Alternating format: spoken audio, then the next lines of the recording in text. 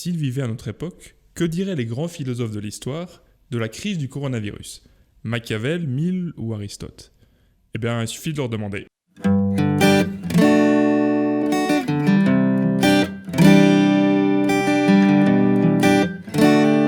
Machiavel se serait intéressé à la communication d'État, la pédagogie, comme disent les politiques, assez bizarrement puisque ça désigne de facto les citoyens comme des enfants. En France, on le sait, la pédagogie a eu quelques ratés. Et vous savez quoi? Moi, je sais pas utiliser un masque. Je pourrais dire, je suis ministre, je me mets un masque. Mais en fait, je sais pas l'utiliser. Chez nous en Suisse, rien à signaler. Non, en fait, il s'est passé des trucs encore plus ahurissants. Bonsoir Daniel Corr. Bonsoir. Daniel Corr, c'était Monsieur Pandémie pour la Suisse. Parmi les mesures les plus fortes, il y a eu bien sûr la fermeture des écoles pendant plusieurs mois. Tout le monde l'a bien senti passer, autant les profs que les élèves. Heureusement que c'était pour la bonne cause. Ou pas? S'il avait tenu qu'à vous, vous les auriez pas fermés. Seulement sur le point épidémiologique, ce n'était pas une nécessité. Mais sur le plan de faire comprendre la situation, c'était bien qu'on a fait. Vous avez bien entendu. Selon le responsable de la pandémie pour la Suisse, on a fermé les écoles pas parce que c'était nécessaire du point de vue de l'épidémie, mais juste pour faire passer un message. C'était de la pédagogie. C'était très important parce que ça a fait la différence, que toute la population a compris la situation. Un mensonge d'État pour manipuler les citoyens et obtenir d'eux un certain comportement, c'est ce qui s'appelle, en bon français, un complot. Annoncer ça puis se plaindre des discours complotistes, c'est un peu jouer aux pompiers pyromanes. Écoutons là-dessus Machiavel. Machiavel, dans la lignée de Leon Battista Alberti ou Giovanni Pantano, d'autres penseurs italiens, dit bien qu'il faut parfois tromper les citoyens pour bien les gouverner. Le prince est souvent obligé, pour maintenir l'État, de prendre des libertés avec la vérité. Il y a des tromperies utiles.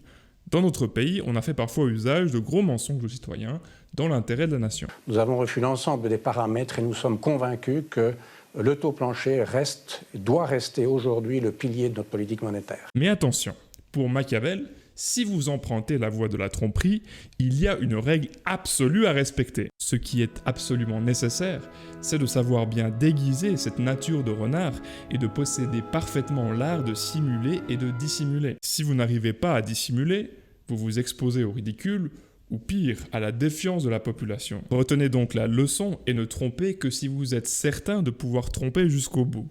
Et sinon, comprenez que l'époque du prince de Machiavel est révolue, que l'information circule trop vite et qu'il vaut mieux, dès le début, jouer la carte de la transparence.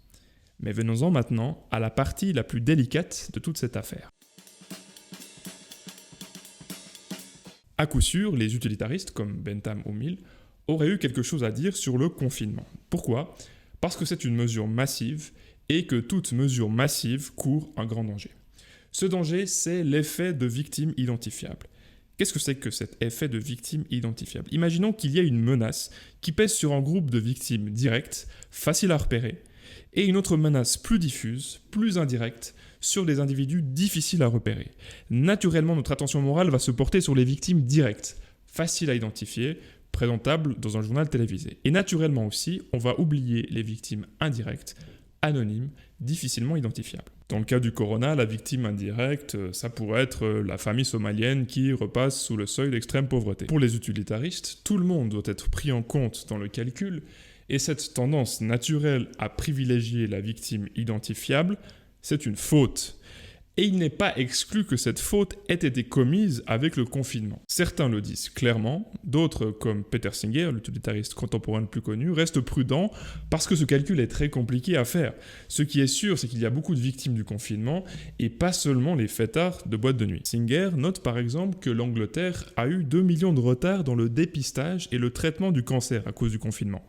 Conséquence estimée, 60 000 morts supplémentaires du cancer, soit plus que les victimes anglaises du Covid à la même période. Il y a aussi les millions de personnes qui sont tombées dans le chômage. Il y a aussi l'extrême pauvreté, en chute rapide depuis plusieurs années, qui a remonté cette année avec, début octobre, 37 millions de personnes à nouveau en extrême pauvreté, donc davantage menacées par la faim, la maladie et la mort. Conjugué à la fermeture des écoles, l'extrême pauvreté a également redonné un élan au travail des enfants. Singer dit donc qu'il est possible que le bilan moral du confinement soit négatif, surtout si on prend en compte l'âge des personnes touchées.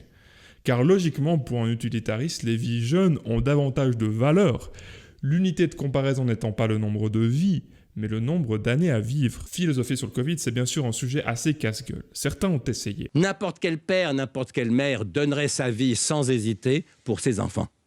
Lequel d'entre nous accepterait que ses enfants donnent leur vie pour la nôtre? Mais personne, évidemment, ça serait totalement scandaleux. Autrement dit, depuis 200 000 ans, les parents se sacrifient pour leurs enfants. On est en train d'inventer le modèle inverse. Je ne peux pas y voir un progrès. Mais il fallait avoir le cuir solide, parce qu'on était vite attaqué, si bien que le plus souvent, on a simplement évité le débat philosophique et on a parlé juste de questions techniques. Comment aplatir la courbe, quels gestes techniques adopter, etc. Comme si la question des valeurs ne se posait plus. Comme si la vie politique, c'était simplement un débat d'experts. Et sur cette tendance marquante, probablement inédite, Aristote aurait eu quelque chose à dire. Les médias ont donné un certain sentiment d'évidence. Il n'y a pas d'alternative, la politique suit une démarche scientifique, il y a un débat technique mais pas de débat sur les valeurs, sur ce qui rend la vie digne d'être vécue.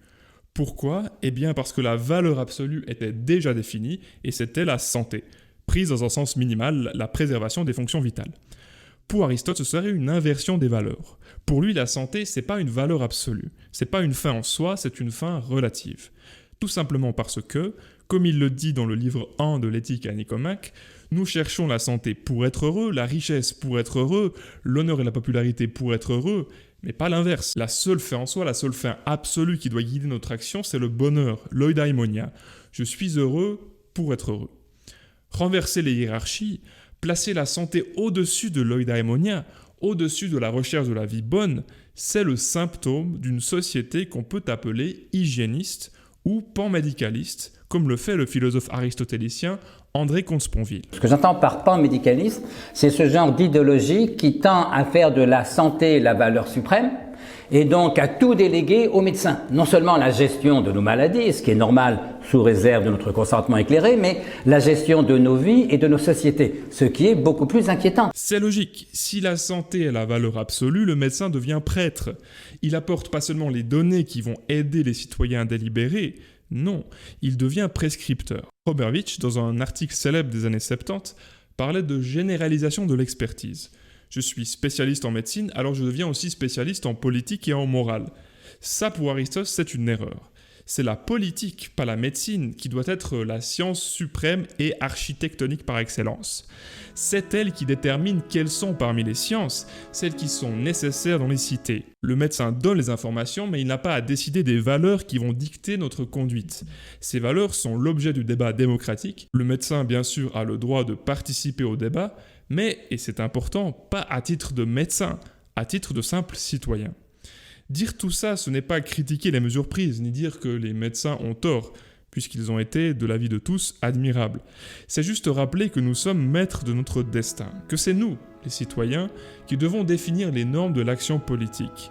Et c'est fondamental, parce qu'à cette condition, nous ne vivrons plus ces mesures comme des contraintes imposées par une autorité extérieure, mais comme le résultat de notre décision collective, que nous assumerons avec fierté. Si vous avez envie d'autres analyses du Covid par les philosophes, dites-le moi en commentaire, je le fais volontiers. En tout cas, je reviens très bientôt avec le cursus et un commentaire de l'allégorie de la caverne de Platon à partir de la série Black Mirror. Ciao.